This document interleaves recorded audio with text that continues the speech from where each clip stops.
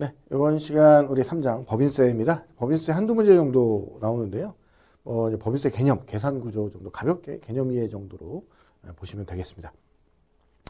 자, 법인세는 이제 법인세법에 따라서 이제 과세 대상에 해당하는 소득에 대해서 법인한테 부과하는 거죠. 그러니까 법인세는 뭐 국세이면서 직접세에 해당한다. 이거 가볍게 좀 봐주시고요. 일단 법인세 과세 대상 소득이 이제 뭐냐? 자, 일단 법인세라는 것은요. 여기 이제 순자산 증가설이라고 해서 일단 법인에 원래 이제 자산이 있었는데 순자산이 늘었다. 그러면 그 부분에 대해서 이제 과세하는 겁니다. 이게 이제 순자산 증가설이라고 하는 거고요. 그다음에 과세 제외로 열거된 항목이 아니면 모든 소득을 다 과세하는 포괄주의 입장을 취하고 있는 거죠. 자, 그래서 모든 소득을 다 과세한다. 이게 이제 포인트입니다. 자, 그러니까 자, 일단 소득이 여기 네 가지가 나와 있는데요.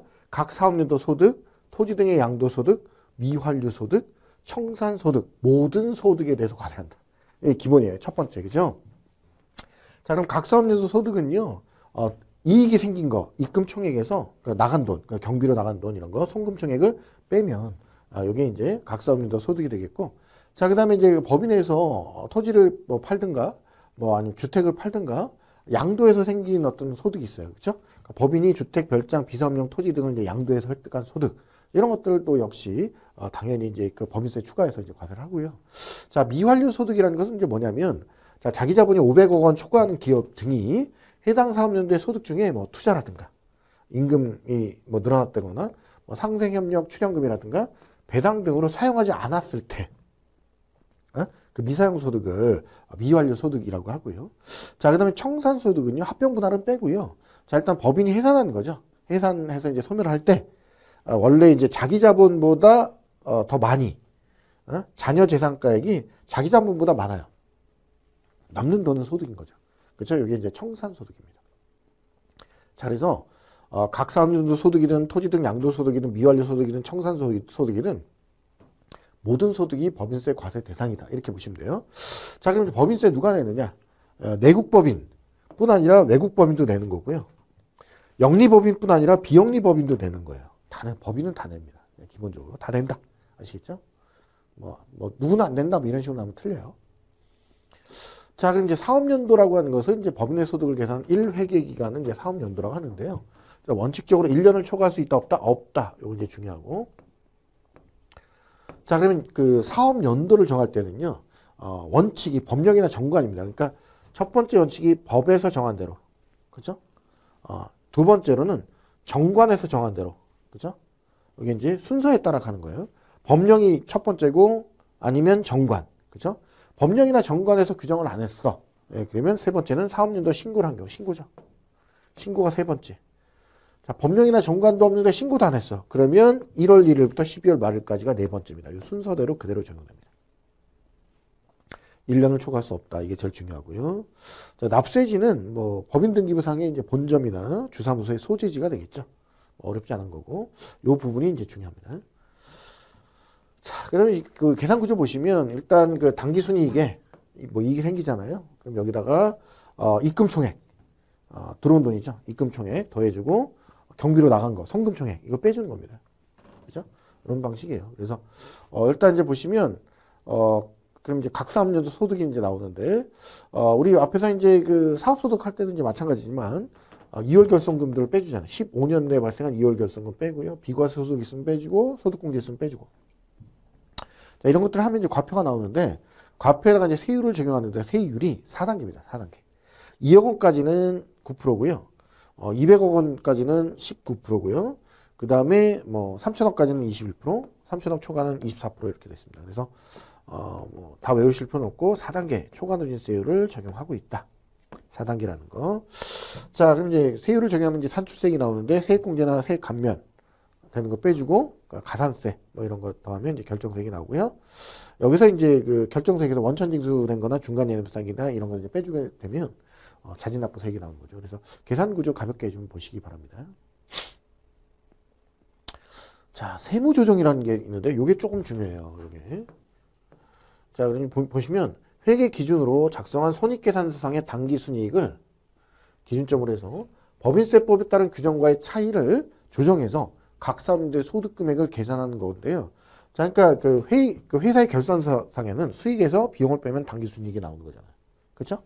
자, 그런데 자, 세법에 따르면 들어온 돈, 입금총액에서 나간 돈, 손금총액을 빼면 각 사업연도 소득금액이 나온단 말이에요. 그러면 이 결산서상의 당기순이익하고요, 세법상의 각 사업연도 소득금액이 같으면 좋겠지만 다른 경우가 많다는 거예요. 다를 수도 있고 같을 수도 있고. 그렇죠? 그럼 3단계에서 세무조정이라는 거를 둘 차이의 그 세무조정을 하게 되는데, 자, 우리 그 생각하면 입금은 수입이야, 수입. 그죠? 수입이에요, 수입. 들어온 돈. 그죠? 손금은 나간 돈, 경비죠, 경비. 그죠? 그러면 우리 뭐 앞에 사업소득에서도 했잖아요. 그죠? 사업소득에서도 뭡니까? 소득에 이제 산입이 되는 게 있고, 불산입되는 게 있고, 경비에서도 경비에 산입되는 게 있고, 안 되는 게 있고. 그죠? 똑같아요. 자, 그래서 여기 이제 보시면, 자, 입금에 산입이 되면 당기순이익에 가산이 되죠. 자, 입금에서 불산입한다는 얘기는 원래 당기순이익 여기 수익에 들어갔는데 빼주는 거예요. 그러니까 차감 항목이에요. 그죠? 자, 반면에 자, 비용 측면에서 보면, 자, 손금에 산입된다는 것은 비용으로 더 추가가 되는 거니까 차감되는 거예요. 비용으로 추가되면 더 차감되는 게 커지죠. 손금 불산입은 비용에 있던 게 빠지니까 수익이 늘어나죠. 가산되는 겁니다. 그죠? 자, 그래서 요거 이제 종종 시험에 나오는데, 자, 당기순이익에 가산 조정되는 건 뭐다? 입금 산입하고 손금 불산입. 그러니까 입금이 산입이 되면 수익이 늘어나고요. 자, 손금에서 불산입되면 비용이 줄어드니까. 그렇죠? 그럼 결론적으로 당기순이익이 플러스 되잖아요. 그죠? 가산 조정은 입금 산입, 손금 불산입. 자, 반면에 자, 차감 조정되는 것은 뭐예요? 손금 산입 및 입금 불산입이죠. 그렇죠? 그러니까 손금에 산입되면 비용이 늘어나는 거고요. 입금에서 불산입되면 수익이 줄어드는 거니까 결과적으로 당기순이익의 마이너스 요인이 되는 겁니다. 그죠? 그래서 종종 예를 물어보는 문제가 시험에 종종 나오니까 좀 대비를 좀 하시기 바랍니다. 자, 그럼 이제 법인세는요, 언제까지 냅니까? 신고 납부기한이 사업연도 종료일에 속한 달의 말일로부터 몇 개월? 3개월. 3개월이고요. 성실신고 확인서를 제출하면 4개월 이내에 과표하고 세액을 납세지 관할 세무서장한테 신고 납부를 해야 되고요. 이건 뭐 앞에 일반 사업소득도 마찬가지겠지만 소득금액이 없거나 결손금이 있는 법인의 경우에도 똑같이 신고해야 됩니다. 그러니까 소득금액이 없어도 신고해야 되고 결손금이 있어도 신고해야 되는 겁니다. 당연한 얘기죠. 자, 그 다음에 이제 법인은 중간에 연합이라는 게 있습니다. 그러니까 자, 1년에 한꺼번에 내는 것보다 중간에 이제 먼저 내놓으면 나라도 도움이 되고 내는 회사 입장에서도 그 좀 부담이 좀 줄어드는 거죠. 그래서 요 6개월이죠. 6개월을 초과하는 내국법인은 중간 연합 기간에 그 법인세액을 납부해야 되고요. 뭐 때로는 뭐 해당 연도 개시일로부터 6개월까지도 마찬가지죠. 그렇죠? 자, 납부세액이 1,000만 원 초과하면 분납이 가능합니다. 똑같죠. 그런데 여기 이제 그 분납 기간이 달라요. 한 달. 한 달이죠. 그렇죠? 중소기업은 2달이에요. 이게 좀 다르고요. 자, 1,000만 원 초과 2,000만 원 이내면 1,000만 원 먼저 내고 나머지 나중에 내고 2,000만 원 초과하면 50% 나눠서 내는 겁니다. 그래서 이런 거 정리해 두시기 바랍니다. 자, 그 다음에 이 법인 경영자의 소득원. 자, 여러분, 법인은요, 법인 경영자가 이게 뭐예요? 근로소득자입니다. 월급 타는 사람이죠, 법인. 그죠? CEO는 월급 타는 사람이에요. 자, 그럼 이 사람이 법인을 경영을 하면서 생길 수 있는 소득원이 뭐가 있습니까? 월급 타니까 이제 근로소득이죠, 급여나 상여. 그죠? 자, 그 다음에 이제 만약에 이제 CEO인데 퇴사해. 그럼 퇴직소득이죠. 그죠? 자, 그 다음에 이제 만약에 이제 내가 회사를 경영하는데 주식도 있네요. 그쵸? 예, 그럼 배당소득도 있겠죠? 배당입니다. 그죠? 자, 그 다음에 내가 가지고 있는 주식을 팔면 양도소득이 생기죠. 그죠? 예, 그래서 법인 경영자는 근로소득, 퇴직소득, 배당소득, 양도소득이라고 하는 4가지의 그 소득원이 있는 거죠. 그죠? 자, 그래서 이제 그 법인은 그냥 법인 자체는 법인세를 내는 건데, 그죠? 법인 경영자는 이렇게 그 소득원이 이렇게 여러 가지가 있다 이렇게 보시면 돼요. 자, 그럼 관련된 문제를 같이 한번 보도록 하겠습니다. 자, 1번. 자, 법인의 소득을 계산할 때 적용하는 사업 연도. 이렇게 물었거든요. 자, 우리 1순위가 법령에서 규정한 거. 자, 2순위가 정관에서 규정한 거거든요. 이게 이제 원칙이고요. 법령이나 정관에 없으면 신고한 사업연도. 그죠? 이게 3순위. 신고도 안 했어. 1월 1일부터 12월 말일까지 4순위. 가나다라 모두 다 정답이죠. 이 순서 정도 같이 좀 기억을 좀 해놓으시기 바랍니다. 자, 2번 문제 보시면 자, 법인세에 대한 설명으로 가장 적절한 겁니다. 자, 토지 등 양도소득은요. 법인세 과세 대상 소득이죠. 웬만한 것들은 다 법인세 과세 대상이다 이렇게 보시면 돼요. 자, 비영리법인 법인세 납세 의무가 있습니다. 영리법인이든 비영리법인이든 내국법인이든 외국법인이든 납세 의무가 있는 거예요. 자, 사업연도는 정관에 의해 정해진 바에 따라서 1년을 초과할 수 없죠. 1년 초과 금지. 1년 초과하면 안 돼요. 자, 그러면 4번이 정답인데 자, 법인세법상 각 사업연도 소득금액하고요. 기업 회계기준상 당기순이익은 다를 수 있죠. 자, 다를 수 있기 때문에 다르면 그래서 세무조정이라는 걸 하잖아요. 그죠? 자, 3번 문제입니다. 가로넣기인데요. 자, 공제 가능한 2월 결손금은 자, 몇 년까지 2월될 수 있습니까? 15년. 그죠? 15년. 자, 그러면 이제 그 공제되지 않은 금액은 각 사업연도 소득 금액의 몇 프로? 80% 범위 내에서 공제가 가능하고요. 자, 중소기업은 100%까지도 가능해요. 이제 앞에 안 나왔던 것 같아. 문제를 통해서 여러분들 정리를 해두시면 될 것 같습니다. 4번 문제 볼게요. 자, 회사 결산서와 세법과의 차이 조정을 위한 세무조정 과정에서 당기순이익에서 차감되는 거. 자, 우리 보세요. 자, 수익에서 비용을 뺀 게 당기순이익이죠. 그죠? 그럼 당기순이익에서 마이너스 항목이 되려면 마이너스가 되려면 어떻게? 비용은 늘리고 수익은 줄여야죠. 그죠? 그러면 수익을 줄이면 입금 불산입. 비용을 늘리면 손금 산입. 이렇게 되는 겁니다. 그죠? 나하고 다가 정답이죠? 4번이 정답입니다. 이렇게 찾아내면 됩니다. 수익에서 비용 빼면 당기순이익. 그죠? 당기순이익 차감 항목 마이너스니까 비용은 늘리고 수익은 줄이고. 이런 식으로 찾아내시면 돼요. 자, 이제 5번 문제 볼까요? 네, 5번 문제. 자, 법인세에 대한 적절한 설명인데요.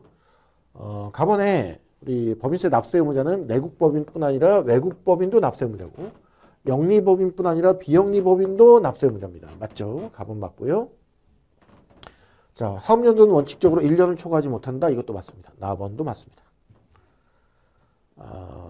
다번에 각 사업연도 종료일에 속한 달에 말일로부터 3개월 이내에 그 사업연도의 소득에 대한 법인세 과세 표준과 세액을 신고해야 되는데 각 사업연도 소득 금액이 없거나 결손금이 있는 법인의 경우에도 적용되는 거죠. 당연히 신고를 해야 됩니다. 답은 틀렸고요. 자, 라번에 보시면 내국법인에 납부할 법인세액이 얼마를 초과하면 예. 여기 1,000만 원 초과하면 분납이 되는데 2천만 원 초과하는 경우에는 납부할 세액의 50%에 해당하는 금액을 분납할 수 있고요. 요건 1개월 이내의 분납이죠. 1개월.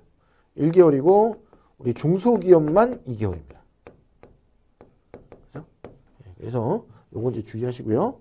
그러니까 1,000만 원 초과하면 분납인데 2천만 원 이하면 1,000만 원 먼저 내고 나머지 분납하고요. 2천만 원 초과하면 50% 이렇게 나눠서 내는 겁니다. 가나가 정답이죠. 1번이 정답. 자, 이어서 우리 6번 문제 같이 볼까요? 네, 6번. 자, 법인세 납세 절차 걸어놓기인데요. 자, 납세 의무가 있는 내국법인은 사업연도 종료일에 속하는 달의 말일로부터 몇 개월? 3개월. 성실신고 확인서를 제출하면 4개월. 3개월, 4개월. 3번이 정답이죠. 정답이 나왔고요. 자, 그 다음에 이제 사업연도 기간이 중간예납은 나오죠. 중간예납은 6개월이에요. 그죠? 6개월. 중간예납 할 수 있고요. 자, 그 다음에 이제 다만 관련 법률에 따라 설립된 학교법인이나 직전 사업연도 중소기업으로서 직전 사업연도 산출세액을 기준으로 이제 계산한 금액이 요거 이제 50만 원 미만이면 금액이 너무 작으니까 납부할 의무에서 제외가 됩니다. 3번이 정답. 요약집에 없는 내용도 여기서 정리하시면 되죠. 그렇죠? 7번 문제 보겠습니다. A기업 대주주. 대주주래요. 대주주이면서 경영자입니다. CEO. 나영석씨가 법인으로부터 수령할 수 있는 소득은 적절하지 않은 거. 자, 월급 타죠? 근로소득. 그 다음에 퇴사하면 퇴직소득. 그 주식에서 배당받으면 배당소득이죠. 근데 사업소득은 아니잖아요. 그죠? 여기서 받을 수 있는 건 사업소득은 아닙니다. 그죠? 자, 그러니까 근로소득, 퇴직소득, 배당소득, 양도소득 이렇게 있는 거죠. 그죠? 자, 8번 문제입니다. 똑같죠? 법인을 경영하는 임원의 소득은 처리에 대한 설명으로 가장 적절한 거. 자, 임원에 대한 급여는 사업소득 아니죠. 근로소득입니다. 자, 임원의 퇴직금은 배당소득 아니죠. 퇴직소득입니다. 잉여금을 재원으로 해당 법인으로부터 받은 배당은 배당소득이죠. 해당 법인의 주식 양도차익은 당연히 양도소득이겠죠. 4번이 정답이네요. 그렇죠? 자, 이렇게 해서 우리가 법인세 파트는요, 많지 않습니다. 그래서 중요한 내용 위주로 이렇게 보시면 되겠고요. 우리 다음 시간에는 부가가치세 파트에서 공부하도록 하겠습니다.